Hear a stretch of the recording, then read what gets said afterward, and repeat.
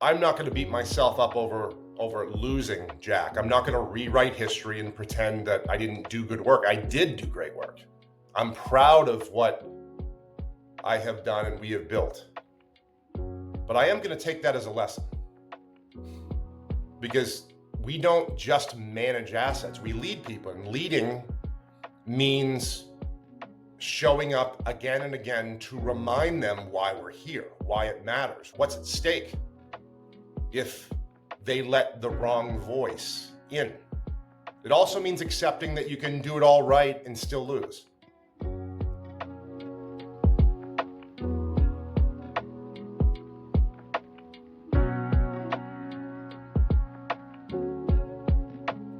So a few weeks ago, I lost a client. Now let's call him Jack. And it wasn't dramatic. It wasn't hostile. It just kind of happened. Now the background is Jack sold his business a few years ago. He was referred by another client of ours. So he came in with a great deal of money, no clear plan. And we did what we always do. I built a GPS, that was preceded by some great conversations, created alignment around his goals, instilled discipline, no fads, no forecasts, just a long-term strategy grounded in his life, him and his wife, and his values. And it worked. We communicated, we stayed close. His portfolio grew. He wasn't drawing really much of anything out of the portfolio. So it was quiet, solid progress. And then more recently came a lunch meeting that we had together, and sat and ate and caught up in person for a good amount of time. And then towards the end, he said something along the lines of, I hate to bring this up, he said, but my wife and I have been approached by two private wealth firms, and they offered to manage our portfolio for 15 basis points. That's 0.15%. In so many words, he asked, would you consider adjusting your fee? Now, I didn't get defensive at all, didn't lecture, just ask questions in and around, tell me a bit about the process and the strategy that they shared with you, or, how do you see the prospect of changing approaches, how that would align with your long-term financial goals? And what were you hoping this, a potential change will do for you that's different from what we have been doing? Now, unsurprisingly, his answers weren't convincing. He literally had none, because this wasn't about a better strategy. It was about price. So we left the meeting. I took a day, I reflected on it, and then I sent him the next day this email. Hi, Jack. I've had a little time to reflect on our lunch and the conversation that we had. I want you to know how much I've really enjoyed working with you and your wife. We've created real value together, and we're well on our way to an optimal long-term outcome. That said, I need to be clear. I cannot allow the value that I deliver to be diminished by comparison to a lower cost offer elsewhere. My cost reflects not only the work done, but the discipline and the conviction it takes to deliver the right outcome for you both over time. And given where things appear to stand, it's probably best that you consolidate your accounts with one of the other firms that you're considering. I'll ensure the transition is handled quickly and smoothly on our end, and wishing you both the best, the very best. Now, I meant every word, because over my career, here's the truth that I've come to accept. Sometimes you can do everything right and still lose. That's part of the game. That's why winning is so hard.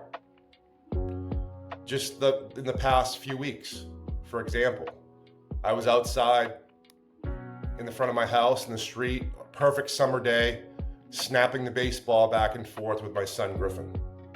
Common activity. Blue skies, warm breeze, one of those days you just want to bottle up forever.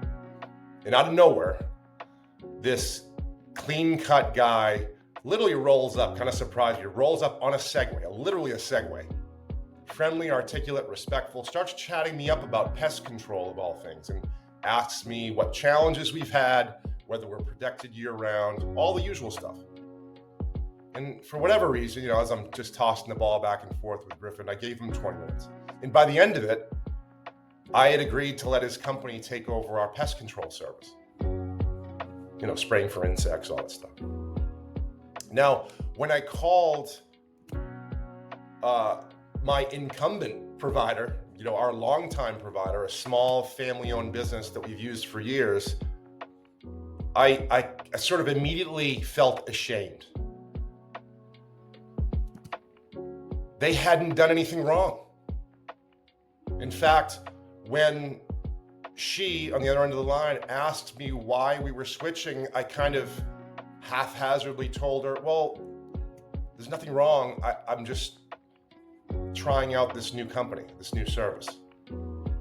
And as those words were coming out of my mouth, they felt so insignificant.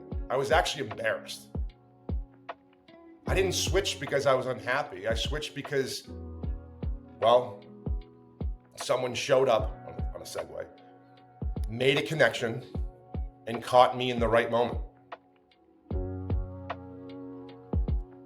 And I've thought about that a lot. How can you be doing good work, great work even, and still get left behind? Not because of failure, but I think it's because people are human. They forget, they drift, they get curious. And that's not necessarily a reflection on you. It's a reminder that relationships, especially ones built on trust, they need reinforcement. They need to feel fresh. They need energy and visibility and attention, even when nothing is quote unquote wrong. So I'm not going to beat myself up over losing Jack. I'm not going to rewrite history and pretend that I didn't do good work. I did do great work. I'm proud of what I have done and we have built. But I am going to take that as a lesson, because we don't just manage assets. We lead people, and leading means showing up again and again to remind them why we're here, why it matters, what's at stake if they let the wrong voice in. It also means accepting that you can do it all right and still lose. And in thinking about this over the last few weeks, it reminds me of one of my favorite messages ever delivered about winning. It's from Georgia Tech's athletic strength coach, a guy named Louis Caralla. I've got to read this. And he says in an impassioned speech to some players, here's what you need to know about winning before you chase it. Winning is not loyal to you. It doesn't care how sore you are. It doesn't care how much sleep you got. It doesn't care how hard you've worked. Sometimes the guy who didn't work as hard still wins. There is no justice. There are no guarantees. Winning is a mastermind of creating fear and doubt and setbacks. So the question becomes, are you willing to sprint when the distance is unknown? Because the only thing guaranteed if you don't chase it is losing. That's it. So this game, our game in finance, it also isn't fair. You can serve as we do with integrity. We build real relationships. We add real value, and still we may get that call. And when it happens, it doesn't necessarily mean you failed. It just means you're in the arena.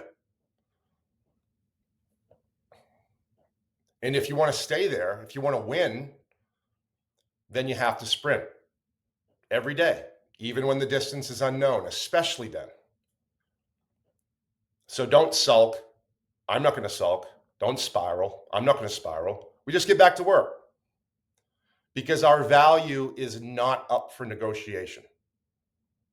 And our worth is not defined by the ones who walk away.